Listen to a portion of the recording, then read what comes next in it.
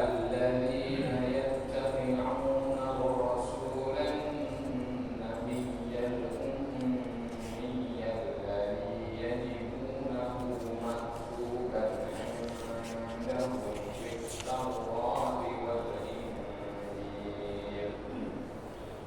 الذين يتبعون الرسول النبي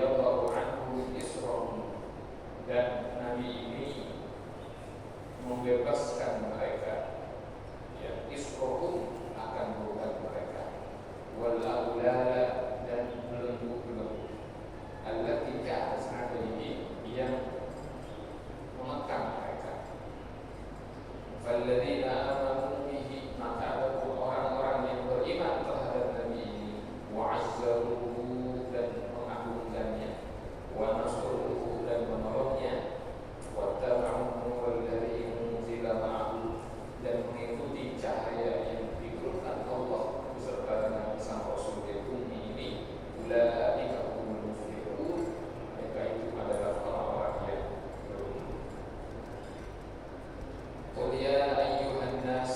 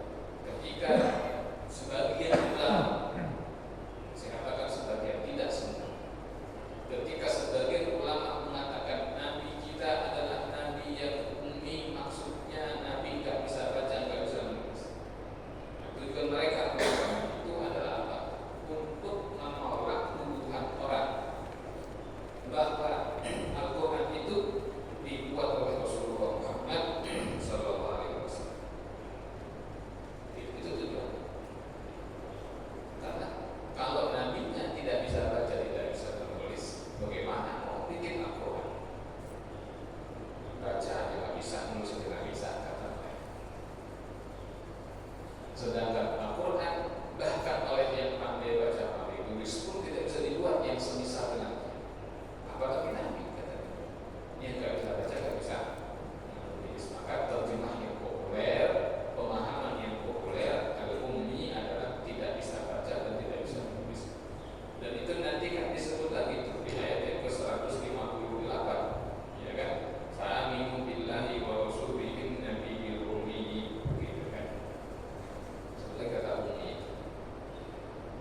Nah, pemahaman yang lain dari sifat sang nabi yang ummi itu, dan ini yang saya ikuti, yang saya ambil adalah bahwa nabi al-ummi, ummi di situ artinya bukan tidak bisa baca, tidak bisa menulis, tetapi ummi di situ artinya adalah nabi yang berasal dari kota Mekah, disebut al-ummi. Ya, jadi an-nabi al-ummi, nabi yang dari kota Mekah atau nabi yang orang Mekah, begitu kira-kira. Ini seperti kita kenal nama Imam Al-Bukhari. Al-Bukhari orang dari Bukhara. Imam As-Suyuti, As-Suyuti itu imam orang dari Asyut, ada kampung di Mesir namanya Asyut. Imam Jalaluddin As-Suyuti, Jalaluddin yang orang Asyut. Karena namanya kan Jalal itu namanya umum, Jalaluddin itu. Ini Jalaluddin mana nih?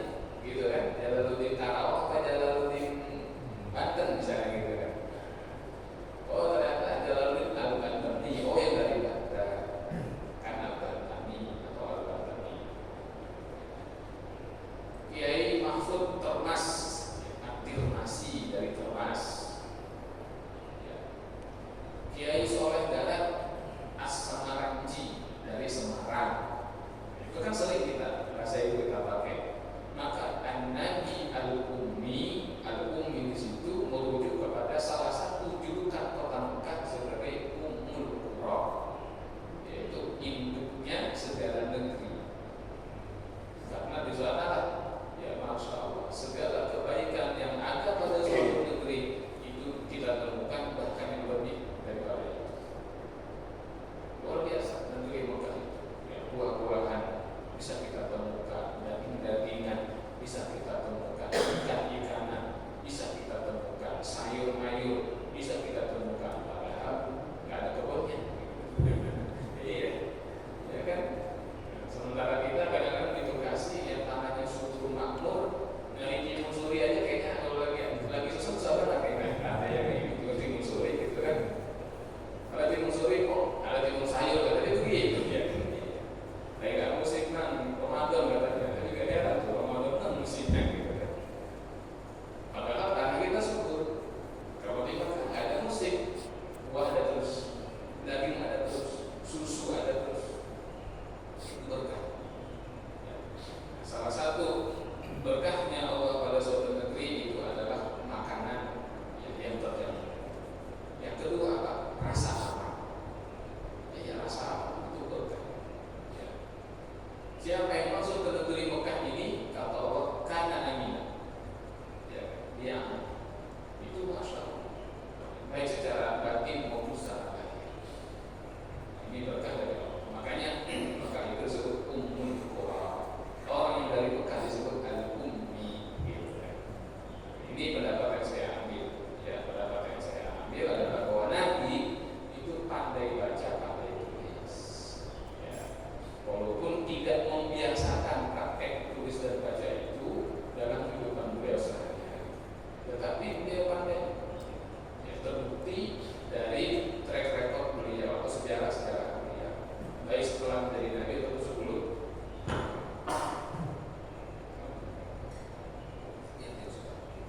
Ya, baik ketika beliau sudah menjadi Nabi atau sebelumnya. Nah, sebelum menjadi Nabi, beliau adalah dalam tanda kutip ya, bekerja sebagai seorang pedagang. Maka tentu sebagai seorang pedagang, keterampilan membaca tulis itu perkara yang paling penting. Ya, kalau tidak, kacau urusannya, nggak bisa kita dagang kalau nggak bisa baca, nggak bisa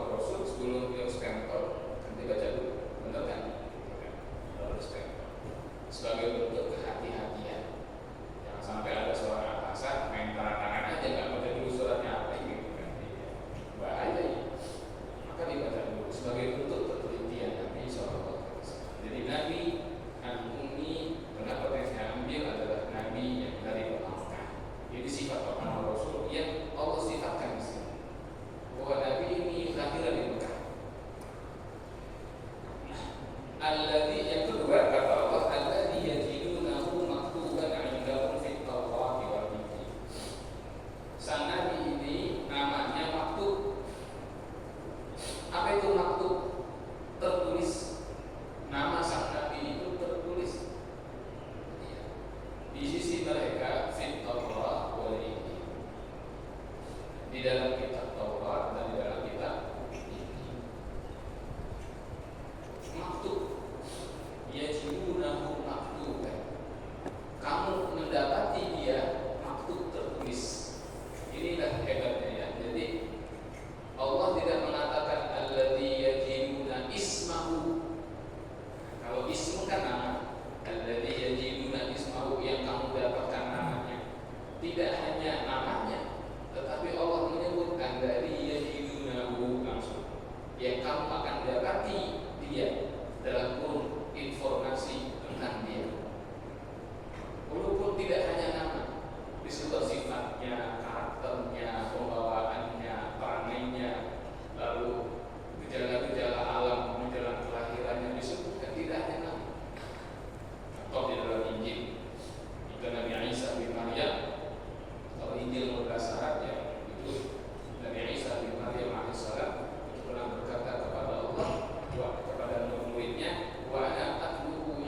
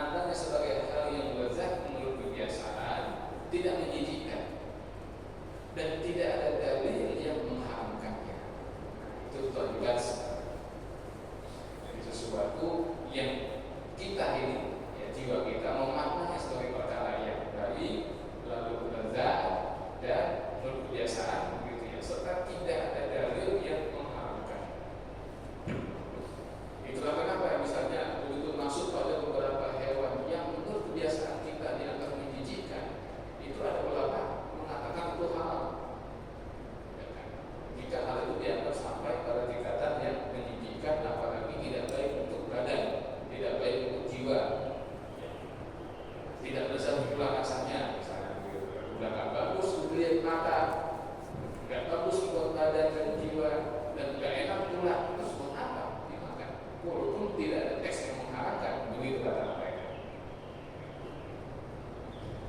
Wa yuharrimu alaihimul khaba'ith. Yang keenam sifat sang nabi ini apa? Yuharrimu alaihim al-khaba'ith, mengharamkan atas mereka itu al-khaba'ith, segala hal yang kotor. Ai kullu ma yastakhbithu atau ma'un wa tasbaqathu an-nafs. Yaitu kata Senawi segala sesuatu yang dianggap kotor oleh kebiasaan dan dianggap menjijikkan. Ada orang yang mengatakan, Ustaz, gimana hukumnya kita makan daging berhijab? Kata dia begitu. Ya, kata saya begitu, Pak. Ya, gimana Ustaz kalau kita makan daging berhijab? Ngomong gitu. Saya bilang, yang kayak makan aja. Saya bilang, kalau saya nggak mau, saya bilang, ya, memang udah nggak ada ayam, saya gitu jadi gini. Itu kalau makan berhijab sih, ayam masih banyak, kambing masih banyak, berhijab timbang juga, gitu kan. Iya. Bagi saya itu menjijikkan. Berhijab yang itu, kalau direbuskan itu campur garam, masukkan nanti lendirnya hilang Ustaz. Ya udah enak itu kalau saya. Ya saya nggak mau menjijikkan. Jadi makanya dalam perkara hal-hal hewan-hewan yang unik-unik begitu ya, seperti landak kayak gitu-gitu, itu pasti ada khilafnya. Pasti ada khilaf. Dalam mazhab Hanafi, satu pendapat dalam mazhab Hanafi itu bahkan sampai mengharamkan udang dan kepiting. Karena sebagian dari ulama mereka menganggap kalau udang itu menjijikkan, kalau kepiting tidak dilupakan. Kata mereka begitu. Dan itu biasa dalam fikih. Jadi hal-hal yang ini biasa karena ada istighfar itu menurut kebiasaan. Kita yang nggak biasa makan udang misalnya, lalu lihat udang, ya jijik. Tapi bagi yang biasa, kalau ini mantap katanya gitu kan.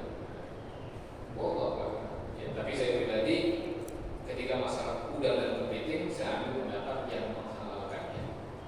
Ya, dalam mazhab Syafi'i itu dihukumi halal udang, ya, adapun kepiting sebagian dalam mazhab Syafi'i mengharamkannya, tetapi metode yang digunakan ketika itu terbatas. Dalam anggapan bahwa dulu dianggap itu halal, tapi ternyata kepiting itu tidak dua, tapi satu hal, sehingga dia jadi halal. Nah, orang-orang Yahudi di antara aturan yang mereka buat sendiri masalah halal haram adalah apa? Mereka mengharamkan diri mereka memakan lemak unta. Ya, lemak unta itu diharamkan oleh orang-orang Yahudi karena mereka mengaku mengikuti perbuatan Nabi Yakub alaihissalam. Nabi Yakub itu pernah sakit, lalu beliau bernazar, kalau Allah sembuhkan, saya tidak akan makan lemak unta. Allah kasih kesembuhan. Nah, maka Nabi Yakub penuhi nazarnya. Setelah sembuh sampai wafat, beliau tidak pernah lagi makan lemak. Nah, nazar itu nazar pribadi sebetulnya, hanya Nabi Yakub. Tetapi orang-orang Yahudi sebagai keturunan dari Nabi Yakub, mereka mengatakan karena ayah kami mengharamkan lemak unta untuk dirinya, maka kami pun mengharamkan. Mereka bikin hukum sendiri, dan itu nggak boleh. Karena mereka mengharamkan lemak unta untuk diri mereka sendiri, rupanya sikap itu sama Allah di ACC diharamin sekalian. Nah, akhirnya begitu turun di dalam Allah bahwa ia sudah diharapkan makan lemak unta. Bahkan kalau daging unta itu ada lemaknya, itu sebisa mungkin tuh dikikis lemaknya. Kalau masih ada, masih nggak boleh dimakan. Akhirnya Allah ACC diharapkan betul. Nah, begitu diharapkan timbul masalah. Apa masalahnya? Justru unta itu yang paling termasuk hewan yang paling banyak mengandung lemak. Satu, selalu rumit pada akhirnya kalau harus daging itu benar-benar diusik makan lemak. Kedua, kulitnya unta itu juga sama, dipenuhi dengan lemak.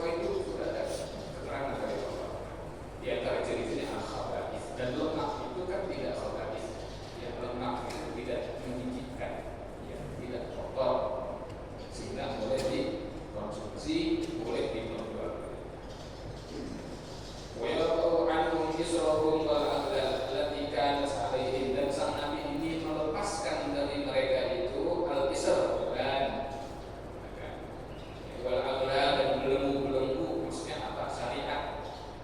Ya, kan syariat mengatur dahulu itu ada bebannya. Ya, seperti yang pernah saya sampaikan di sini bahwa orang-orang Bani Israel Yahudi itu misalnya apa? Kalau istrinya haid harus tinggal di luar rumah, tidak boleh satu rumah. Jadi harus dibuatkan rumah sendiri kecil, terpisah. Bukan pisah ranjang lagi, pisah rumah. Ya. Selama dia masih haid, itu bini enggak boleh tinggal kita lagi. Kenapa? Karena mereka haid itu najis. Bahkan itu najis dalam syariat Yahudi. Itu kan berbeda. Kemudian juga dalam masalah apa lagi? Bersih dari kotoran. Ya, kalau terkena najis pakaiannya harus dipotong. Jadi itu banyak bukan yang meletakkan pada umat-umat terdahulu itu, termasuk kepada kaum Yahudi dan Nasrani.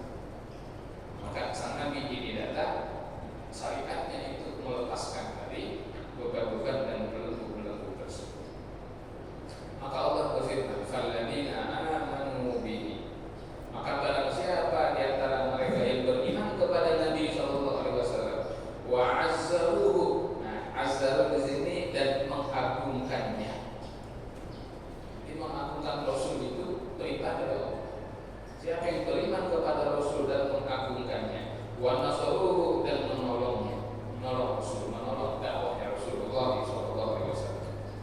Wa taba'u nurul ladzi unzila ma'ahu. Maksudnya adalah dan mengikuti Al-Quran, dan Al-Quran itu adalah nur. Ulaika humul muflihun. Itulah mereka orang yang beruntung. Jadi siapa orang yang beruntung? Sifat pertamanya adalah beriman kepada Rasul. Yang kedua, mengagungkan Rasul. Yang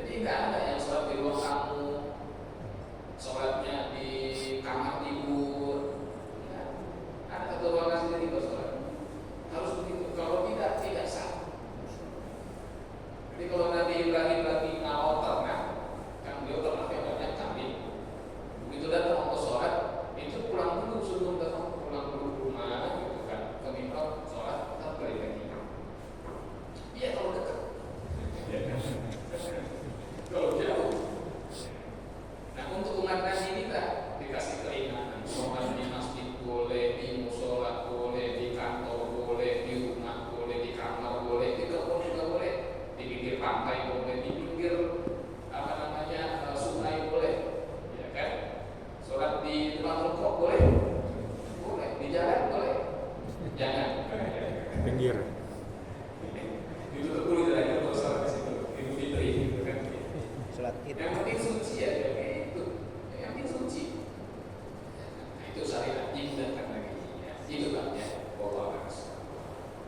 Segera itu ada lagi, yang lain? Ada masih ada?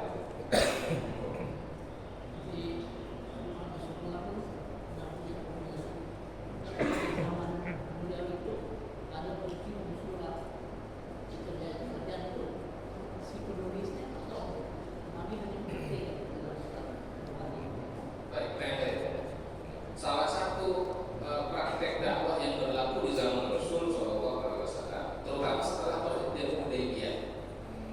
Setelah perjanjian Hudaybiyah itu adalah Nabi berkirim surat ya, kepada para penguasa di sekitar Jazirah Arab. Misalnya beliau kirim surat kepada Muqawqis ya, gubernur Mesir. Lalu berkirim surat kepada Amir Bahrain, lalu kepada Heraklius, Azimir Rum besar atau penguasa Romawi, lalu kepada Kisra penguasa Persia. Itu dikirim surat sama Rasul. Suratnya berisi ajakan untuk dakwah, dan surat-surat itu sampai sekarang sebagian itu masih bisa kita temukan, ya, masih bisa kita sebagai bukti, ya, bukti otentik ya, bahwa Nabi kita itu bukan mitos, bukan legenda yang katanya-katanya, karena ada bukti manuskripnya. Masih ada dalam masih. Nah, siapa yang menuliskan surat-surat tersebut? Nabi mendiktekannya. Yang menulisnya adalah para katibnya Rasul. Katib itu sekretaris. Siapa saja? Yang pertama adalah sahabat Zaid. Ya, sahabat Zaid bin Thabit. Ini yang pertama. Yang kedua adalah sahabat Utsman bin Affan. Itu termasuk sekretaris Rasul. Yang ketiga adalah sahabat Muawiyah bin Abi Sufyan. Termasuk utusan Rasul. Lalu sahabat Ali bin Abi Thalib. Itu termasuk katibnya Rasul. Ya. Bahkan yang paling dahsyat memang yang lebih mencolok adalah sahabat Zaid. Sahabat Zaid bin Thabit itu oleh Rasul disuruh mempelajari bahasa asing. Ya. Maka beliau mempelajari bahasa asing, ya, bahasa Ibrani, bahasa Latin, bahasa Persia, dan menguasainya. Sehingga dalam surat bergerak, dalam komunikasi ketika ada duta yang datang, itu menjadi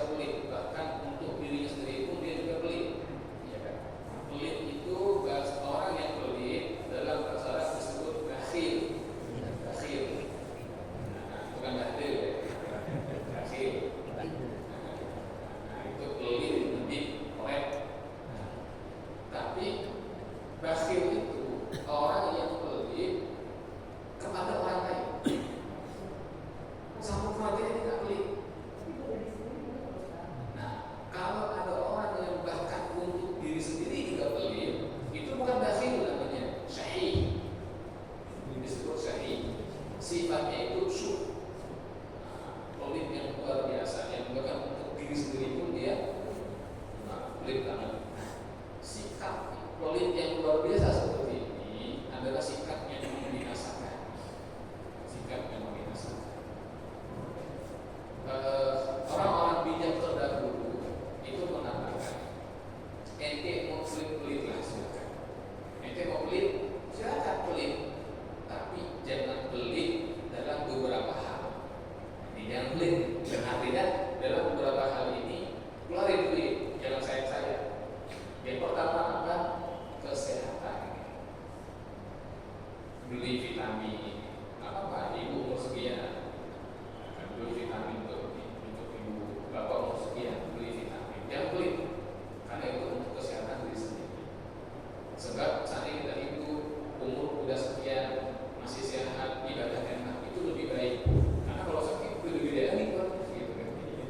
Itu untuk kesehatan yang baik. Jangan sayang. Yang kedua, pendidikan. Jangan sayang. Untuk pendidikan jangan sayang. Yang ketiga, yang ketiga untuk orang tua. Jangan sayang-sayang kalau orang tua. Maksudnya orang tua nih, jangan pelit sama orang tua. Yang karena berkah, pasti berkah. Yang keempat untuk sedekah orang lain berarti yang pelit. Nah jadi empat ini jangan pelit.